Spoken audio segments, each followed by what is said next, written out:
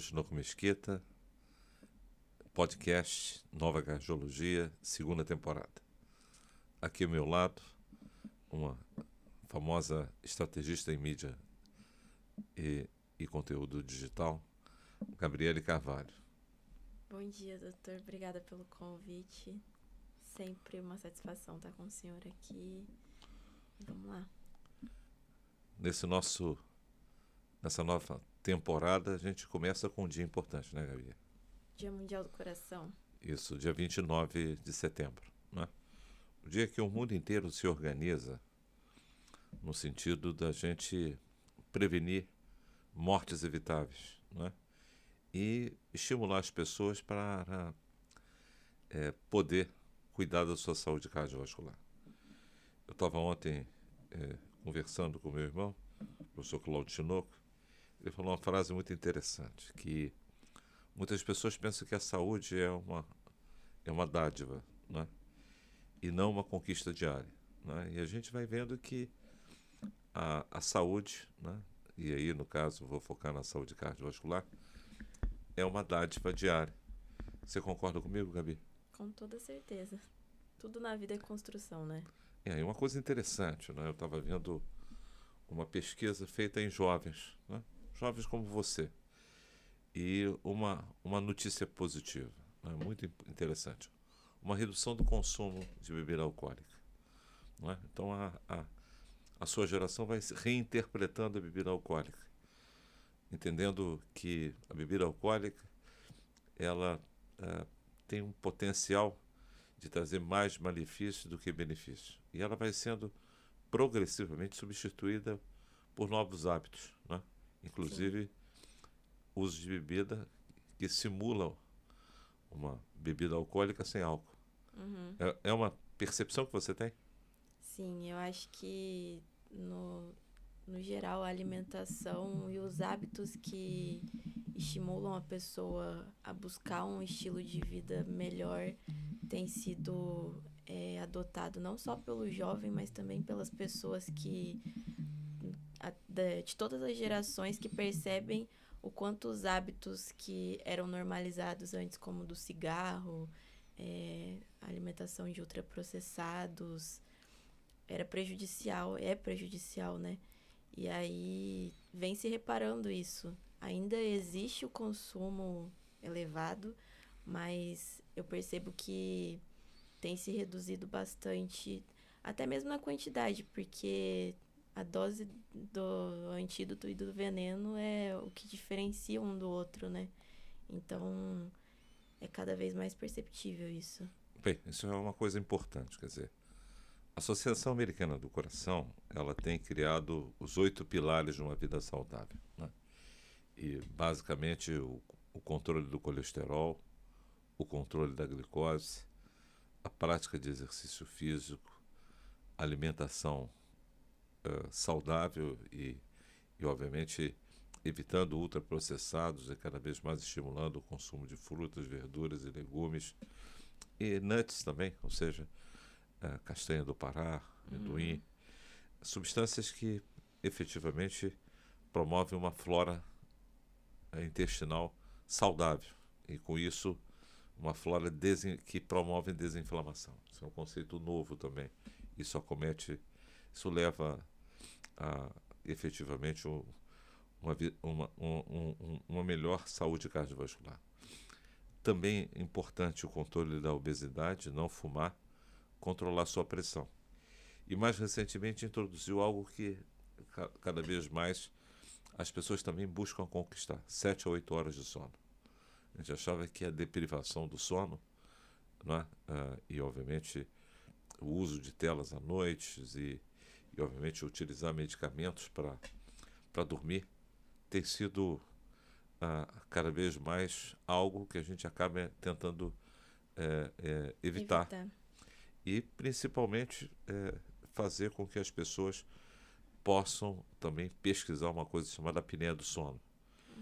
Uma doença, não é, comum em homens, mas em indivíduos obesos, né, também são acometidos, indivíduos de meia idade, mais idosos, e que, obviamente, não tratando disso, a pessoa não tem um bom sono e também acelera a doença cardiovascular. Então a gente tem um conjunto de pilares. E uma coisa importante é a vacinação. Você tem se vacinado, né? Sim. Isso é uma coisa interessante, né? Ou seja, cada vez mais, né, as sociedades médicas, no caso da cardiologia, acrescentam um pilar de vacinação. Quando a gente se vacina para o Covid, se vacina para gripe, para vacina para pneumonia, se vacina para o vírus essencial respiratório, não é? E cada vez mais se aponta também que até a vacinação da herpes tem um efeito de evitar surtos de inflamação e, com isso, riscos agudos sobre a saúde cardiovascular. Então, com isso, a gente se protege os vasos sanguíneos e o coração. Então, esse é um ponto importante. Tem muita desinformação nessa área. E você que lida com a educação e mídia, não é? Como é que você vê isso? Você enxerga que isso está sendo cada vez mais alertado ou ainda tem muita propaganda enganosa no mundo digital?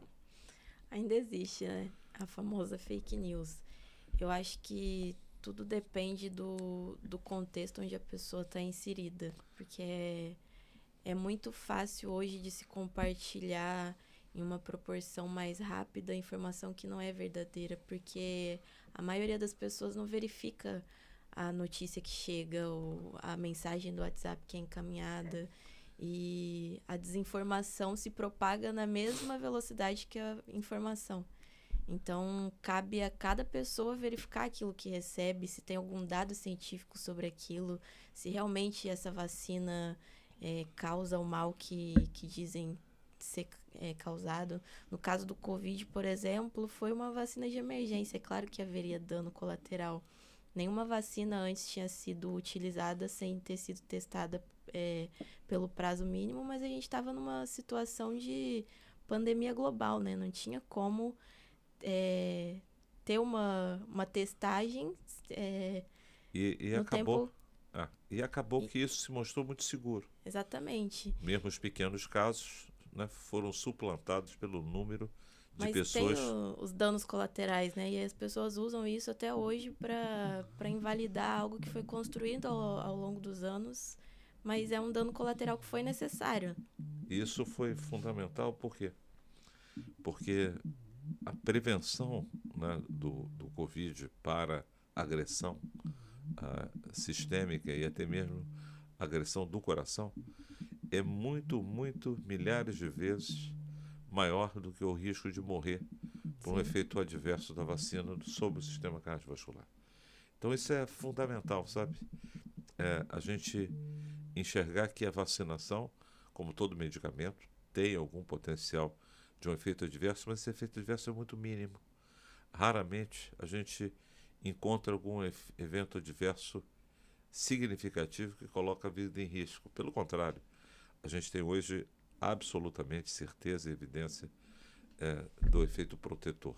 Mais benefício do que risco, né? Exatamente. Inclusive, recentemente, os casos de hepatite aumentaram por causa disso também, né? Tá tendo um surto de hepatite devido à falta de vacinação.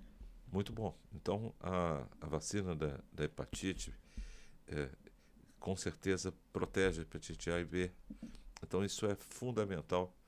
Crianças, adolescentes e adultos estarem tomando conta da sua prevenção através da vacina.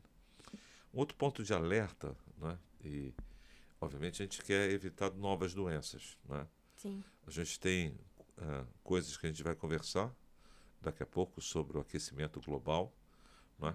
E a World Heart Federation, né? Que cuida da saúde global e da saúde cardiovascular, tem preocupações sobre esse tópico. E, obviamente, a gente vai vendo coisas novas, hábitos novos que colocam a vida das pessoas em risco. Uma delas foi o cigarro eletrônico, né? Também uma outra boa notícia, né?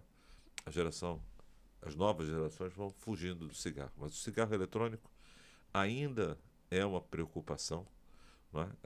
Felizmente no Brasil ele está proscrito, mas ele também induz a doença cardiovascular e doença pulmonar.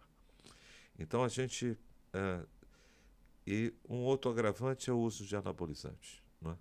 Então, ontem eu estava numa reunião científica na Academia de Medicina do Estado do Rio de Janeiro, quando colegas que fazem saúde pública da cidade, percebendo em Niterói que esse é um problema emergente, não é? E que merece ser alertado às pessoas, não é? E isso, tanto homens e mulheres utilizando, não é? Sim. Drogas anabolizantes para esculpir o corpo, mas não sabendo dos efeitos adversos. E, obviamente, quando você usa, não é, em doses excessivas e sem uma indicação médica clara, porque existem pessoas que podem estar precisando utilizar essas drogas por uma deficiência hormonal.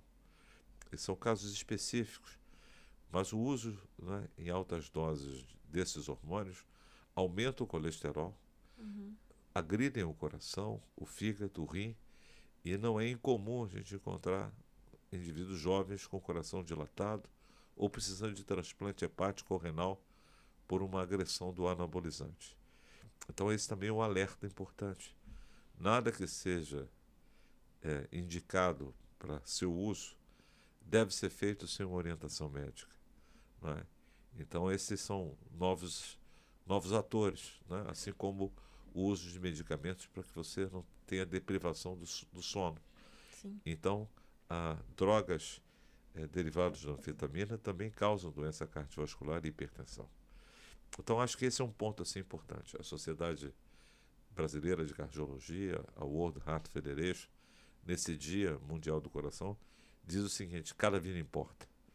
Prevenir novas doenças e, obviamente, combater velhas agressões passam justamente por hábitos saudáveis, não é? E principalmente um estilo de vida saudável, não é? E com certeza esses são pontos assim importantes, não é? E obviamente a saúde cardiovascular na mulher, ela tem pontos assim importantes, sabe? Que a gente merece atenção. O que você gostaria de saber sobre saúde cardiovascular feminina? Eu acredito que existem sintomas que são um pouco mascarados, porque a rotina da mulher é um pouco diferente da do homem, né? Eu sinto que no dia a dia a mulher se sobrecarrega mais. Tem múltiplas jornadas. Exatamente. A mulher é multitarefa, né? Dentro de casa, a mulher, mesmo que tenha tarefa dividida, a mulher acumula mais tarefa do que o homem. No trabalho também. E eu acredito que isso reflita na saúde do coração. Isso é importantíssimo que você falou. Os estressores psicoemocionais sobre o coração feminino. É muito mais intenso, né? Então, ambientes de trabalho tóxicos, relações tóxicas, isso leva a acometimento cardiovascular na mulher. Os próprios hormônios, né? Que a gente tem variação de hormônio ao longo do mês e o homem não tem esses picos de E a coisa, estresse que a gente tem da TPM, da menopausa. os hormônios das mulheres, eles são, na verdade, protegem as doenças do coração. Ah, não sabia. Protegem. As mulheres são protegidas, vão se comportar em termos de morte e doença cardiovascular no período da menopausa, quase 10 anos antes, depois, né, da idade do homem, que ela passa a ter o mesmo risco. Mas o que é interessante, quando a mulher fuma, né, coisa que também tem sido cada vez mais perdido o incentivo, né? Ela se comporta como um homem, né? E, obviamente, a gente vai enxergando isso como um ponto importante. É claro que o uso de anovulatórios exige uma atenção contra a trombose, e, obviamente, hoje todos os ginecologistas estão muito atentos a isso, e, obviamente, o período da menopausa é um período que também a gente tem que estar muito atento, né? E incentivando hábitos saudáveis e, principalmente, evitar ganhos de peso e cuidar da saúde mental, principalmente da depressão. E um ponto assim importante, a gravidez. A gravidez cada vez mais tardia, né? Então, quando a mulher hoje muitas das vezes se decide a ter filhos, muitas das vezes com 35, 40, 45 anos, já se encontra numa faixa que muitas vezes pode ter já uma doença cardiovascular prévia e aumenta o risco cardiovascular. E significa que elas precisam de muita atenção por parte do ginecologista e do cardiologista para evitar eclâmpsia, pré-eclâmpsia e diabetes gestacional. Então, esses são pontos assim importantes e, é claro, né, pessoas saudáveis, né, geram crianças saudáveis, né? Então, esse é um ponto assim fundamental, né? O estilo de vida, a saúde cardiovascular, prevenir morte e, principalmente, a gente ter cuidado para a morte cardíaca e a parada cardíaca. Nós estamos preparados para isso. Então, essa semana do Dia Mundial do Coração, a Universidade Federal Fluminense vai estar inaugurando na nova Faculdade de Medicina e no campus, o acesso a desfibrilador, né? Então, a política de desfibrilação, ou seja, o treinamento da população para atender a parada cardíaca e, obviamente, estimular que áreas de circulação que tenha um número grande de pessoas, a gente possa ter cada vez mais o acesso ao cardiodesfibrilador e pessoas treinadas, leigos treinados. E com isso a gente possa termos o salvamento de pessoas. A chance de você ser resgatado de uma parada cardíaca, você vai perdendo a chance de 10% a cada minuto. Então é por isso que a gente precisa de ter no local da cena pessoas treinadas e o desfibrilador. E às vezes a gente até vê um drone em alguns filmes hoje chegando com o desfibrilador, que ainda não é uma realidade para muitos locais. Está próximo. Mas a gente vê que a gente tem que criar o acesso público, a capacitação das pessoas e, obviamente, aquilo que, principalmente, locais que têm muitas pessoas idosas, que são frequentemente pessoas que já têm uma cardiopatia prévia. Então, assim como na praia a gente tem o salva-vidas, o salva-mar ali presente, a gente precisa ter cada vez mais políticas públicas e o acesso ao desfibrilador. E a gente, na Universidade Federal Fluminense, conjunto com a professora Aura Gripa, a gente tem trabalhado nesse apoio na nossa pós-graduação, e a Sociedade Brasileira de Cardiologia fortemente recomenda isso. Salvar vidas significa a gente estar não só evitando que as pessoas sejam cardiopatas ao longo da vida, e discutimos aqui o ciclo materno-infantil, as crianças longe da obesidade infantil, se alimentando saudavelmente, as pessoas estimulando as pessoas a ter aquilo que a gente chamou de prevenção primordial, ou seja, não ter obesidade, diabetes, e combater esses fatores de risco. E quando o indivíduo for cardiopata, poder ser bem acolhido pelo médico de família, pelo cardiologista, pelos endocrinologistas, pelos clínicos, geriatras, e junto com a equipe multidisciplinar a gente ofereceu o cuidado certo. E, obviamente, se o indivíduo tiver uma instabilidade elétrica, a morte súbita pode chegar até 300.000 mortes em muitos países. E, obviamente, a morte súbita cardíaca só é prevenida se a gente pensa nela e organiza a comunidade para poder acolher as pessoas vítimas. A gente já tem uma bela iniciativa que é o SAMU, mas muitas das vezes a parada cardíaca acontece em casa. E aí aquele prédio tem um belo extintor de incêndio, mas não tem um desfibrilador, nem tem o seu porteiro e zelador treinados para isso. Então a gente tem que estimular isso, né? Estimular que cada vez mais a gente avance, até porque o custo desses dispositivos ficaram muito baratos. Então acho que esse é um ponto assim importante. Alguma outra coisa que você gostaria de perguntar sobre isso? Sobre esse ponto que eu considero tão importante? Sobre a telecirurgia, em que passo está isso na cardiologia? Porque essa semana, lá em Curitiba, não sei se o senhor viu, aconteceu a maior distância de telecirurgia robótica, vai entrar para o Guinness. Lá, um paciente com hérnia inguinal foi operado por um médico lá no Kuwait. Sim. A nossa amiga Marcela Laguna estava lá com a equipe. E eu fiquei muito feliz com a notícia. Imagino que isso democratize um pouco o acesso para, como o senhor citou, a questão dos drones, é, essa, essa população que está um pouco distante. E ter acesso a profissionais treinados Exatamente. remotamente.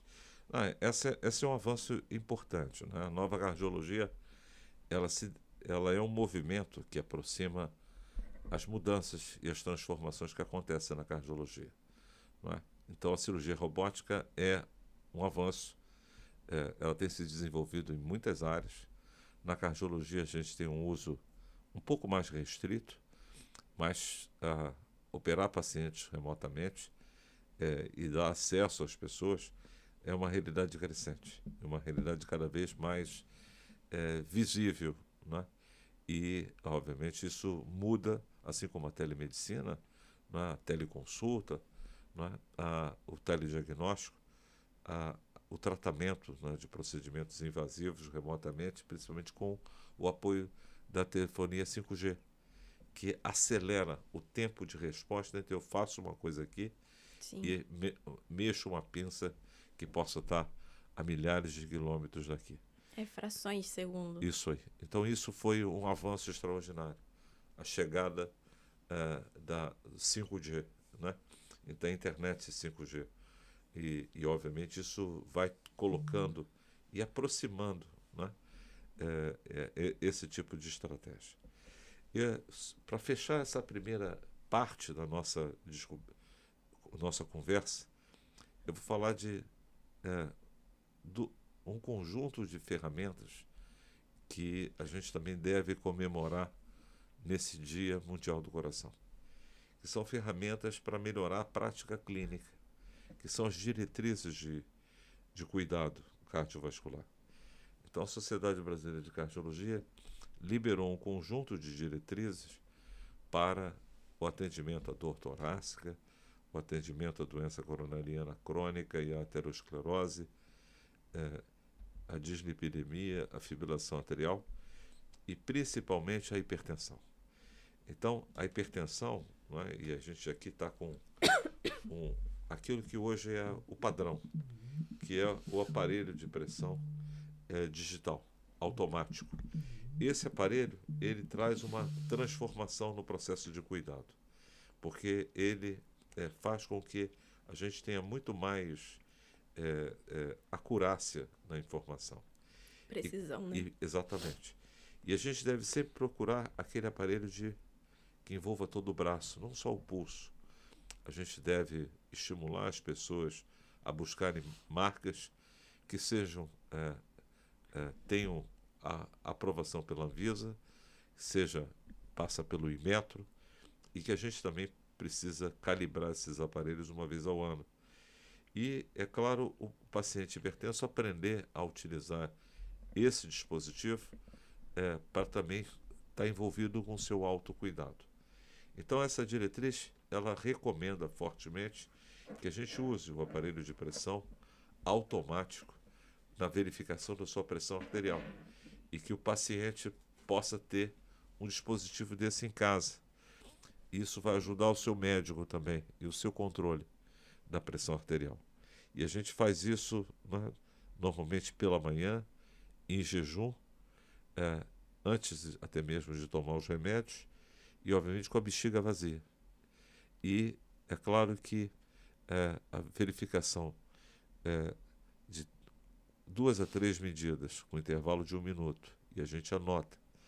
Isso com o indivíduo sentado na sua mesa, com o braço, com a palma da mão aberta para frente, e sem a presença de nenhuma roupa ou agasalho, e aquilo envolvendo o braço do indivíduo.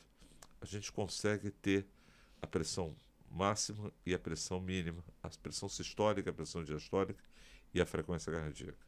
Nessa diretriz, a Sociedade Brasileira de Cardiologia, ela é muito alinhada àquilo que globalmente vem sendo recomendado, identifica que a pressão arterial normal, ela vem caindo os seus valores. E hoje se admite que ela deva estar inferior a 120/80. Aqueles indivíduos acima de 140/90 têm uma hipertensão clara. E aqueles indivíduos entre 120 e 139 e aqueles entre 80 e 89, esses indivíduos são considerados pré-hipertensos. E o que é uma pressão controlada?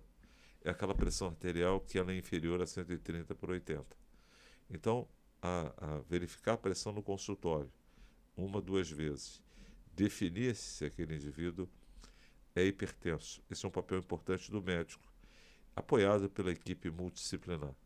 Nessa diretriz, a gente também, a Sociedade Brasileira de Cardiologia, também aborda o papel do SUS, das equipes multi, dos agentes de saúde, e, obviamente, um conjunto de medidas não farmacológicas importantes e manter o uso regular do medicamento.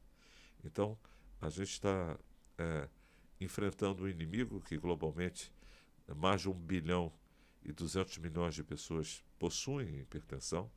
A hipertensão é uma assassina silenciosa. Mais de 50% dos indivíduos hipertensos desconhecem que tem pressão alta.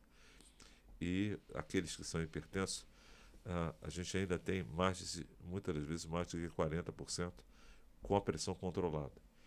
E então esse alerta é um alerta importante. Na sua ida ao médico, sempre peça para ele verificar a pressão e anotar isso para você. E, obviamente, esse valor, né, quando ele está acima de 120/80, a gente deve estar atento. E acima de 140/90, em 2 medidas, isso claramente define hipertensão. E é claro que a gente, muitas vezes, lança mão de uma monitoração 24 horas da pressão, que é a chamada MAPA, que você tem uma ideia nas 24 horas, mas com certeza o diagnóstico ainda é feito no consultório, no atendimento, e é claro que a gente muitas vezes precisa de uma segunda determinação. Os medicamentos devem ser utilizados regularmente e a gente deve evitar utilizar remédios debaixo da língua, porque isso promove quedas da pressão arterial, aumentar o risco de queda e pode fazer hipoperfusão. Não é uma prática que a gente recomende e cada vez a gente usa, né, critérios muito específicos para levar o sujeito que tem uma dor de cabeça a uma sala de emergência. Muitas das vezes o tratamento de uma dor de cabeça, principalmente com as pressões arteriais inferiores a 180 por 110, a gente deve sempre tratar a dor de cabeça inicialmente, mais do que acreditar que isso seja a causa da hipertensão. Mas só o médico é passível de poder orientá-lo se aquele sintoma que você está tendo tem alguma relação com a sua pressão. Muitas vezes não existe essa relação e muitas vezes estados emocionais fazem a pressão subir, e a pressão é uma variável que sofre muita influência de fatores psicoemocionais, dor, desconforto, né? E determinados alimentos, medicamentos. Portanto, é extremamente importante essa parceria com o seu médico para que você possa estar com a sua pressão, hipertensão diagnosticada, bem tratada e, obviamente, devendo, né, ser uma condição que ela deve ser tratada no ambiente ambulatorial. E raramente o paciente tem a necessidade de procurar uma emergência para que possa ser a sua pressão tratada e quando for tratada, é tratada com medicamentos venosos, né? Então é uma outra orientação. Ali também se faz uma recomendação para o não uso do álcool. O hipertenso conhecer os riscos, né, e a não recomendação de fazer uso de bebida alcoólica, né, até porque isso induz a obesidade, aumento da pressão arterial e é claro, né, quem não bebe não deve ser nunca exposto e estimulado a beber, e aqueles que bebem e obviamente devem reduzir, como você chamou a atenção, a dose do veneno é próxima da dose do tratamento. Então, usar a menor dose possível de bebida alcoólica com certeza traz benefício para o seu controle de peso e principalmente de outros agravos à saúde que você acaba se protegendo. Então a gente vai, nessa primeira etapa aqui, abordamos o tema Semana, né, destinada à prevenção das doenças do coração, dia 29 de setembro, né, em todo o mundo comemorando o Dia Mundial do Coração. E para mim é particularmente importante que nesse dia meu querido e saudoso professor Raul Carlos Pareto Júnior nasceu. Então é um dia que, com certeza, aquele que me fez fazer cardiologia nasceu num dia que todo cardiologista tem muita atenção, que é o dia de evitarmos que cada coração importa e que pessoas possam adoecer ou perder a sua vida por condições passíveis de prevenção. Doutor, em relação à hipertensão reativa,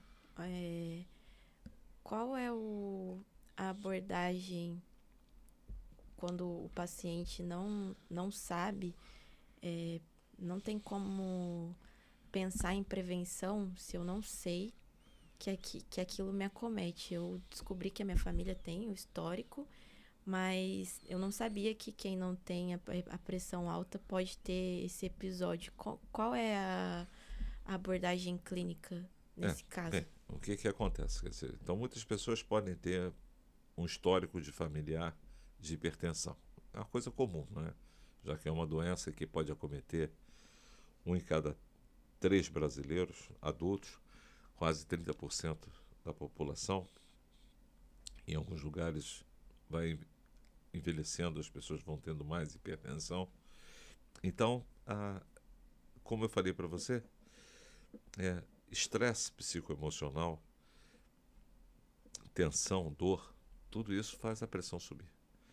Então é por isso que a gente tem que ter um certo cuidado para rotular uma pessoa de hipertensa.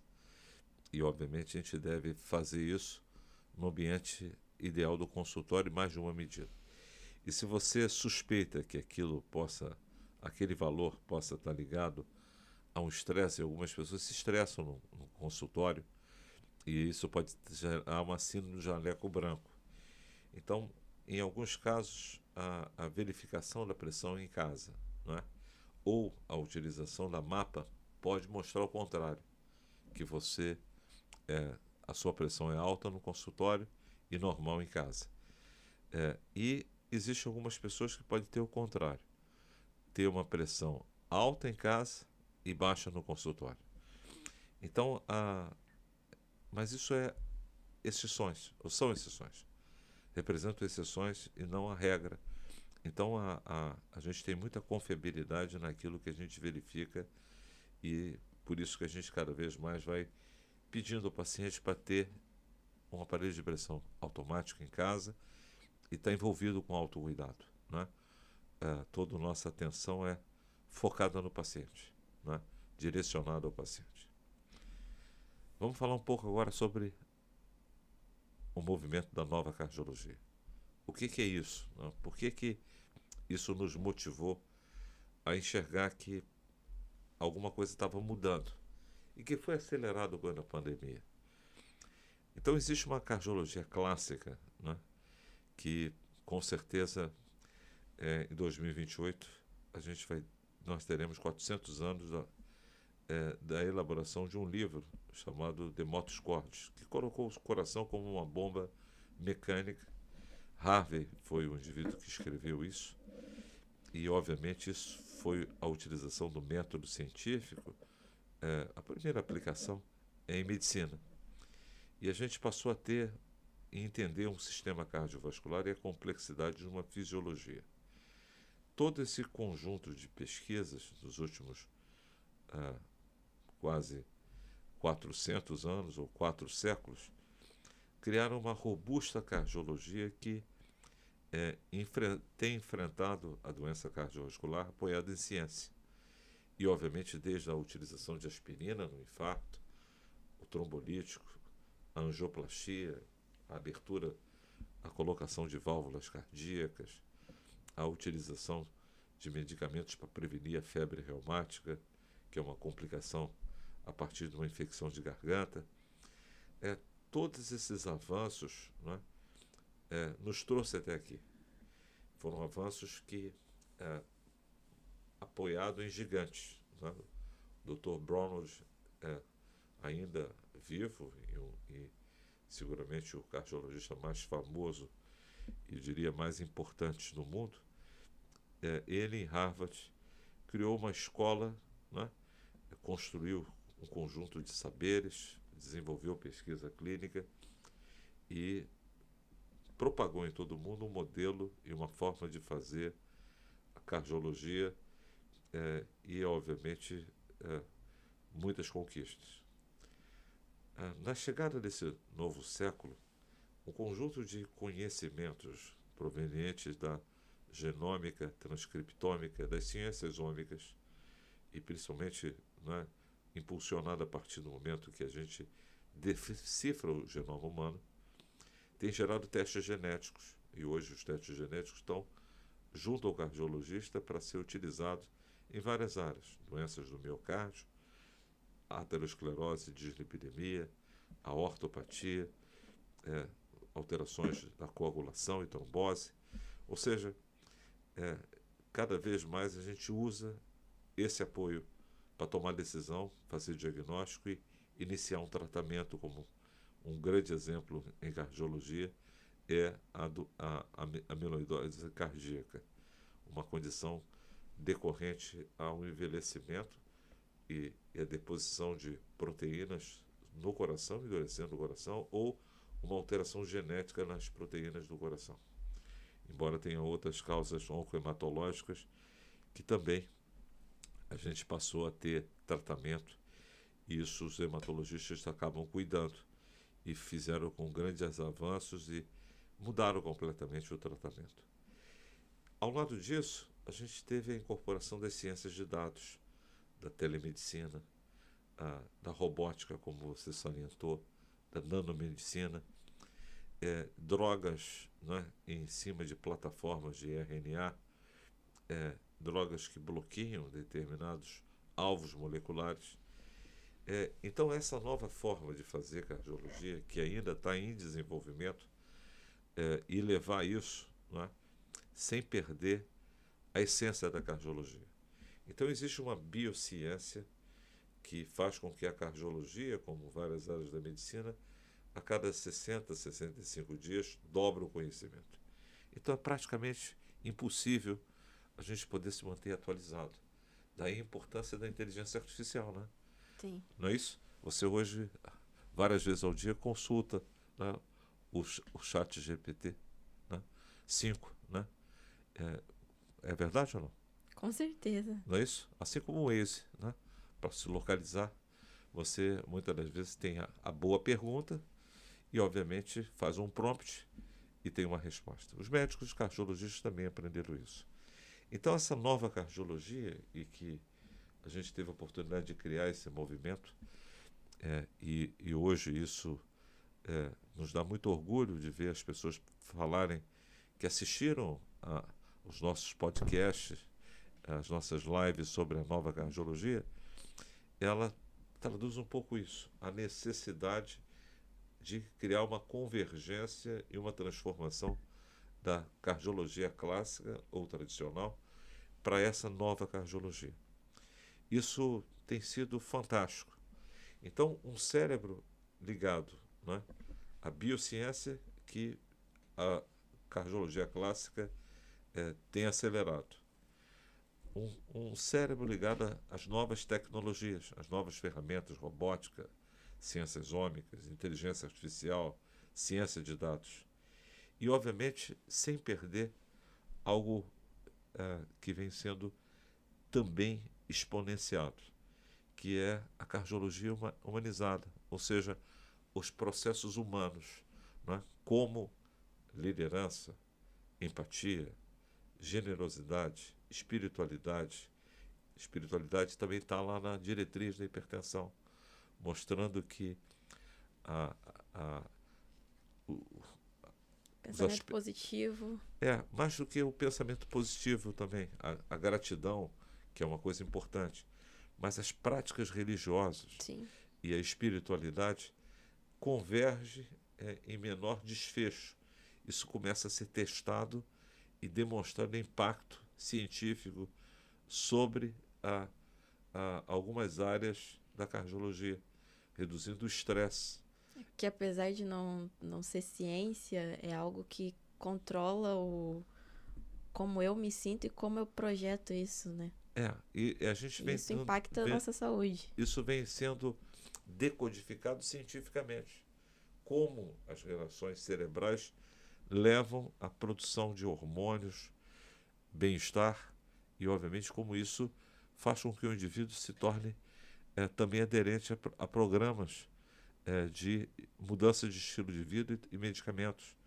Então, o pensamento positivo e, obviamente, utilizar e jogar fora a ingratidão, a raiva, a competição, e você acrescentar, não é, a generosidade, a gratidão, a empatia, isso muda completamente.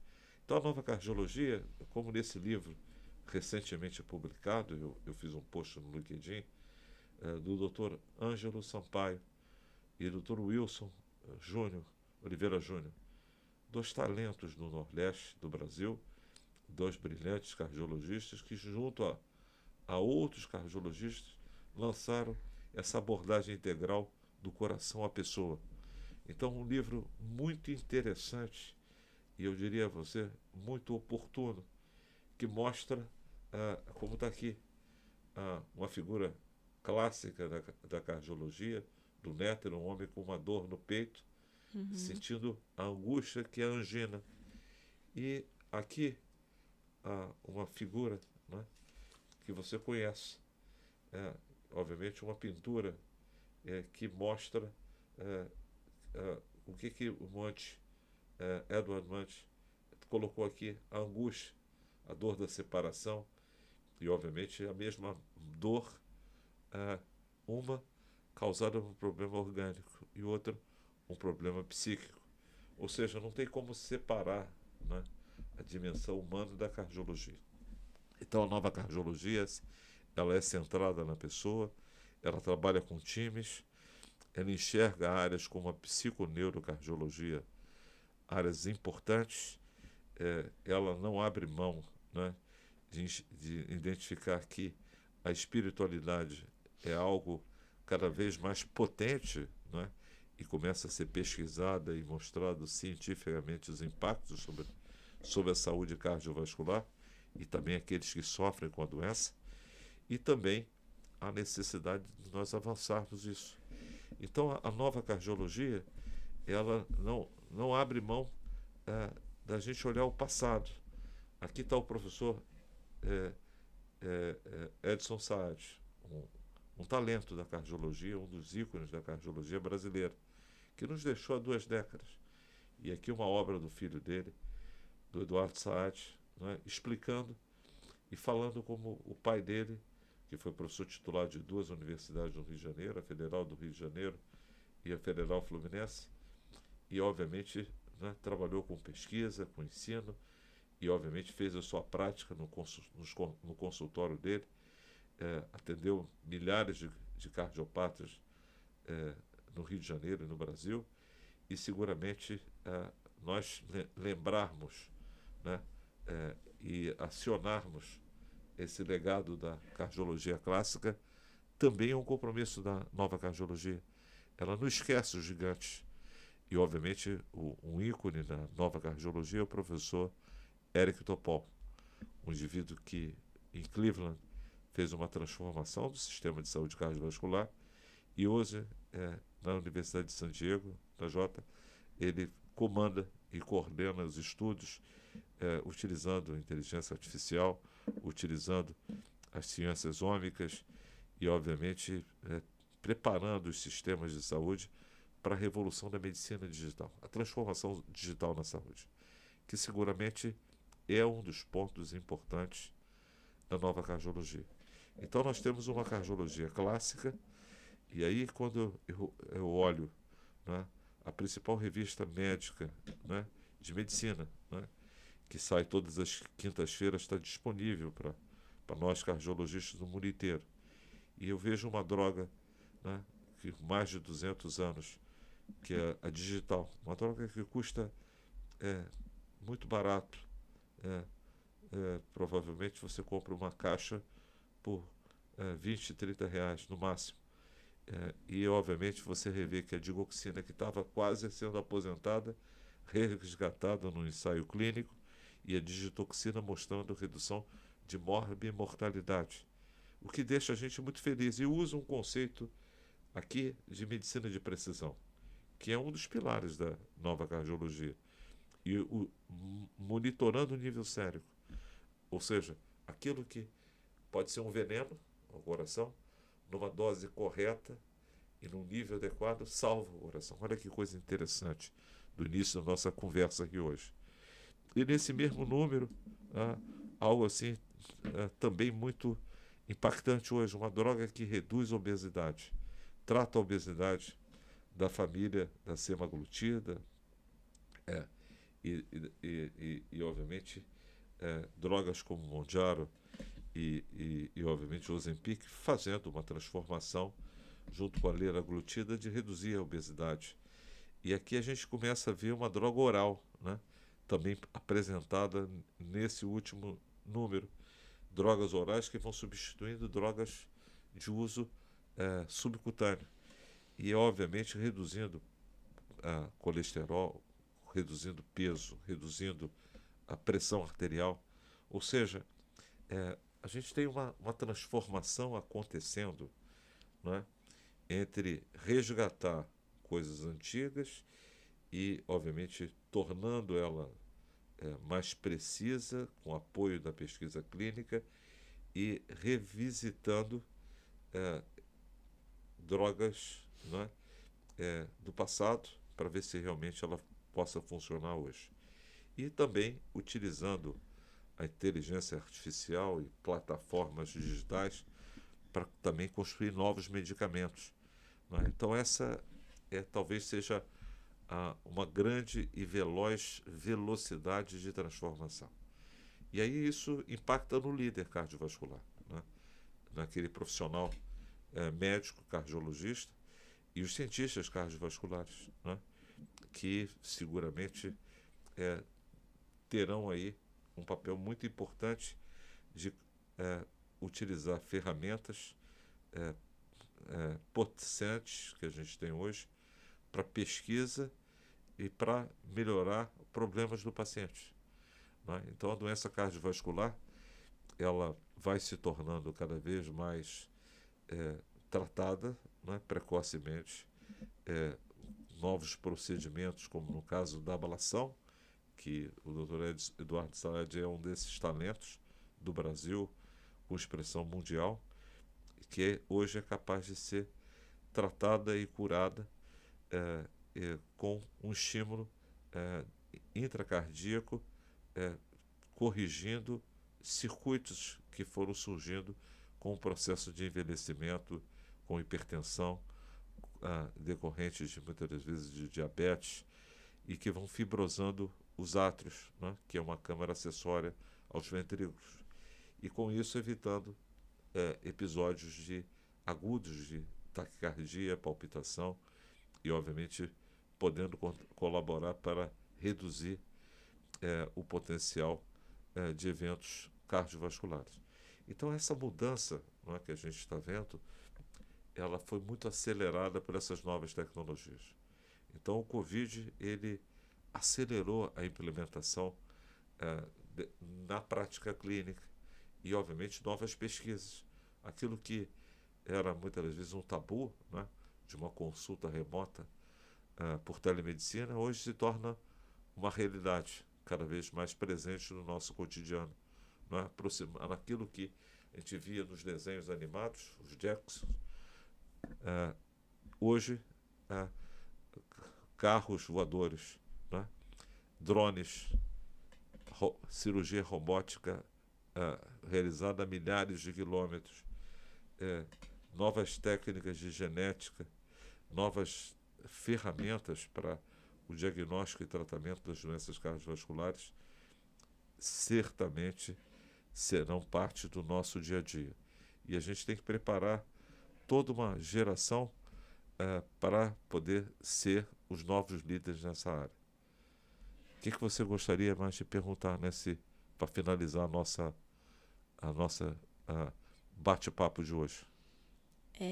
As pessoas têm a impressão que a inteligência artificial está aqui para substituir a gente num determinado nível.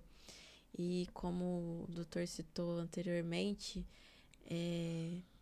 cada vez mais a inteligência artificial ajuda aquele que está disposto a abrir para o novo, porque o médico que não se atualiza não vai deixar de existir.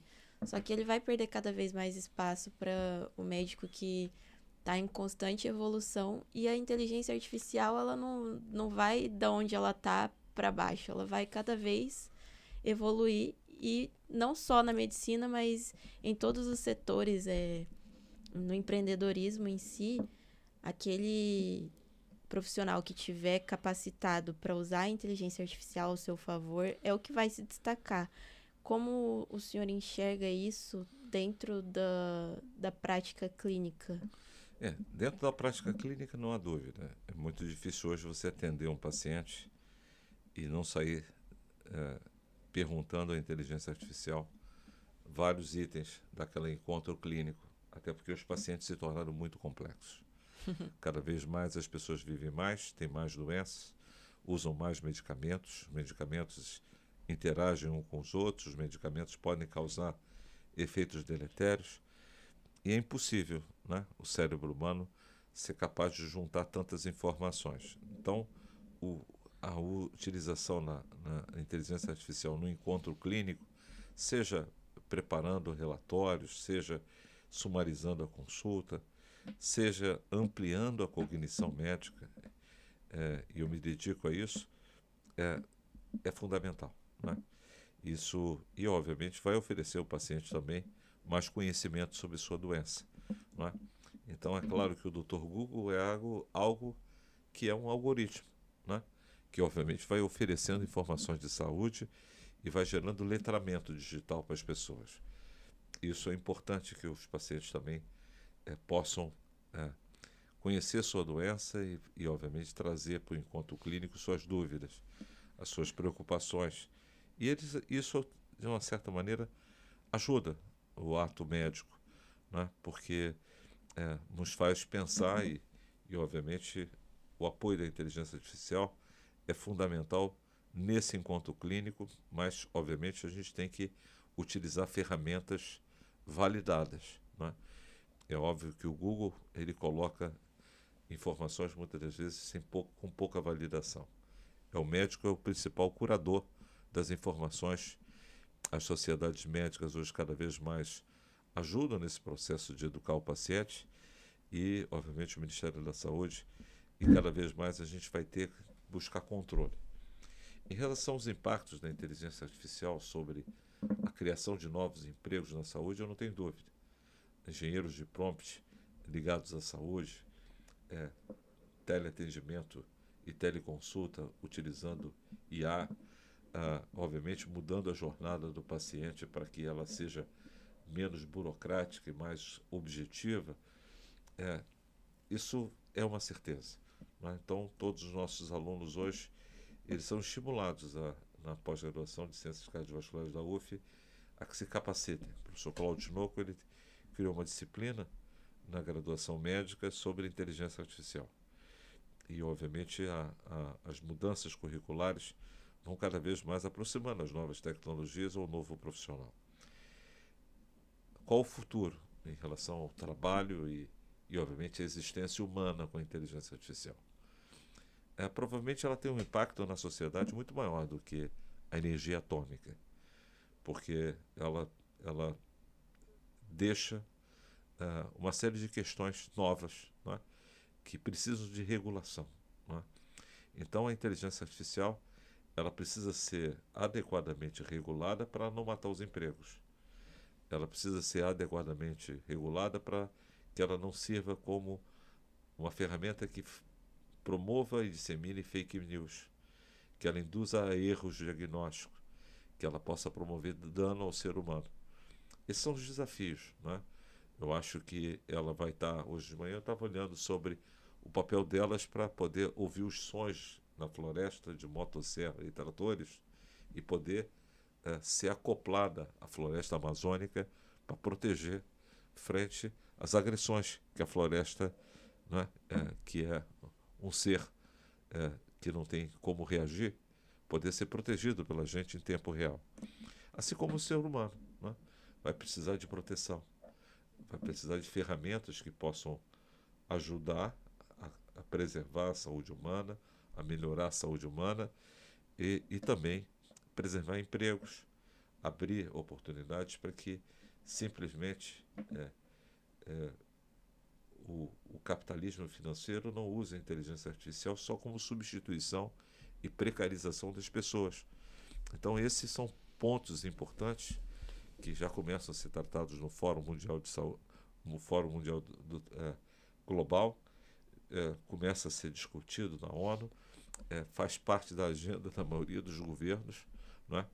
E, obviamente, interessa a todo cidadão. Todo cidadão deve conhecer os potenciais, não é? E desenvolver letramento em inteligência artificial e, obviamente, ter muita preocupação. Por quê? Porque a fraude, não é? Os ataques cibernéticos e, obviamente, a gente poder falar com pessoas e realidades. Não é? É possível fazer um podcast que nunca existiu. Não é? Hoje já temos ferramentas para criar um podcast do nosso encontro que nunca existiu, falando coisas que nós não falamos. Então esse é um ponto assim importante, como separar o que é real do que não é real. Mas a nova cardiologia ela é real. E só agradecer a você, né, por a gente ter aqui levado uma mensagem sobre o passado da cardiologia, o momento atual, né, que é prevenir e cuidar das pessoas com aquilo que a gente tem de melhor de ciência e olhar para o futuro, um olhar positivo sobre o futuro, apoiado nessas novas tecnologias. E como isso conecta com o paciente, né?